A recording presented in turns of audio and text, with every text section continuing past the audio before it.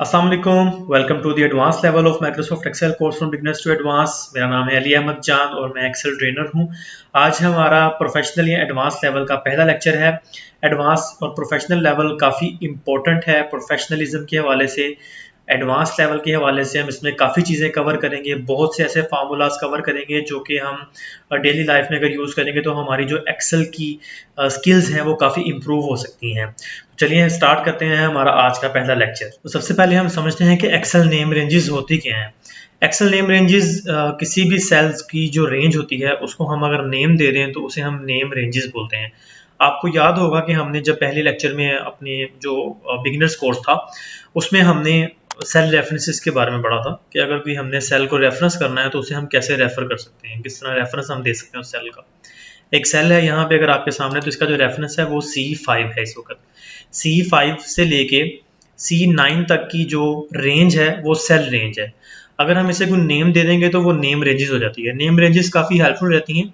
इसके बहुत एडवांटेजेस हैं, डिसएडवांटेजेस भी हैं, इसकी हम दोनों डिस्कस करेंगे।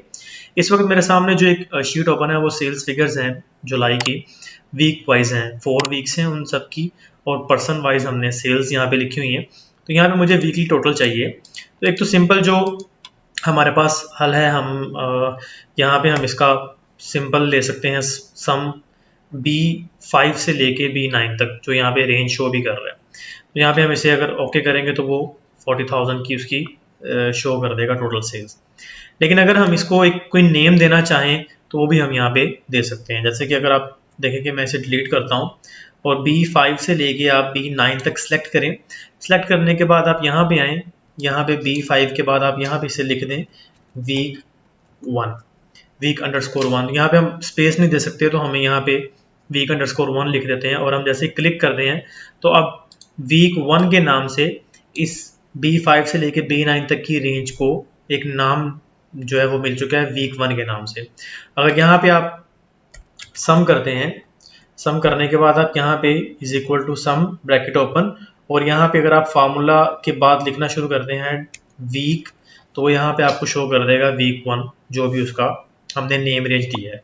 इसे आप क्लिक करेंगे, क्लिक करने के बाद आप डबल क्लिक करने के बाद आप एंटर करेंगे तो वो सेम आपको शो कर देगा।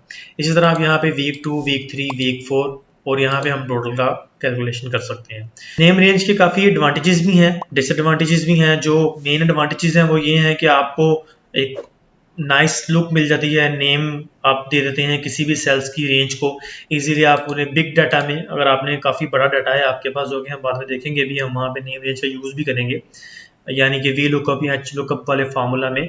आप यहाँ पे देखेंगे कि आपने स्पेसिफिक जो रेंज है उसे एक नेम दे दिया, उसकी कैलकुलेशन इजी हो जाती है। आप नीचे आपने कुछ स्पेसिफिक रेंज देने की ज़रूरत नहीं पड़ती।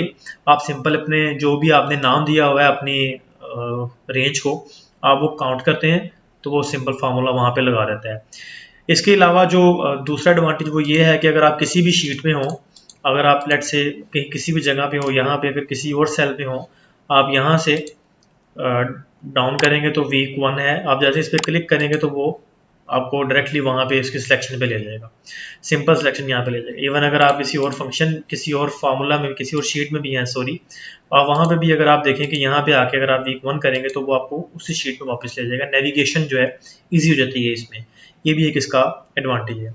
लेकिन इसका डिसएडवांटेज भी है। डिसएडवांटेज क्या है, अगर आप देखेंगे मैंने यहाँ पे यही फार्मूला ऑटो फिल करना है वीक 2, वीक 3, वीक 4 टोटल में, तो अगर सिंपल फार्मूला लगा होगा रेंजेस के हिसाब से तो मैं यहाँ से ड्रैग करके सिंपल फार्मूला कर लूँगा।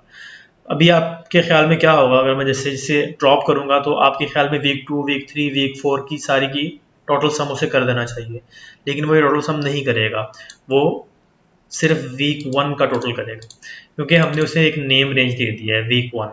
आप किसी भी उस पर जाके देख लें, यहाँ पे अगर आप देखें तो वीक 1 है, यहाँ पे आप देखें यहाँ भी वीक 1 है। तो ये एक इसका बिग डिसएडवांटेज है कि अगर आपने ऑटो फिल करना है फार्मूला को तो आपको सेम हर दफ़ा वही वीक 1 की कैलकुलेशन शो कर देगा, क्योंकि वो यहाँ पे उसे हमने सिर्फ नेम रेंज दिया हुआ है। अगर आप इसे चाहते हैं कि हम इसे एडिट करें अपने नेम रेंज को, तो एडिट भी आप कर सकते हैं। एडिट करने के लिए फार्मूलाज में आए, फार्मूला टैब में आने के बाद आप यहाँ पे देखें डिफाइंड नेम्स के नाम से एक सेक्शन है जिसमें नेम मैनेजर है। नेम मैनेजर पे आप जैसे ही क्लिक करेंगे तो आपके सामने एक विंडो ओपन कर देगा नेम मैनेजर की। इसमें आप देखेंगे जो हमने नेम रेंजेस दी होंगी वो डिफरेंट, अभी देखें कि ये वो हैं जो ब्रोकआउट हो गई हुई हैं, यानी कि ये डिलीट हो गई हुई है, किसी ने बंद कर दी हुई है, हम इसे आप डिलीट कर दें।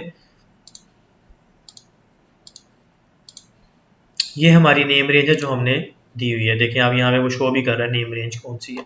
आप इसको यहाँ से इजीली एडिट भी कर सकते हैं, एडिट करके इसका नेम चेंज कर दें, इसकी रेंज चेंज कर दें, वो सारा कुछ आप यहाँ पे कर सकते हैं।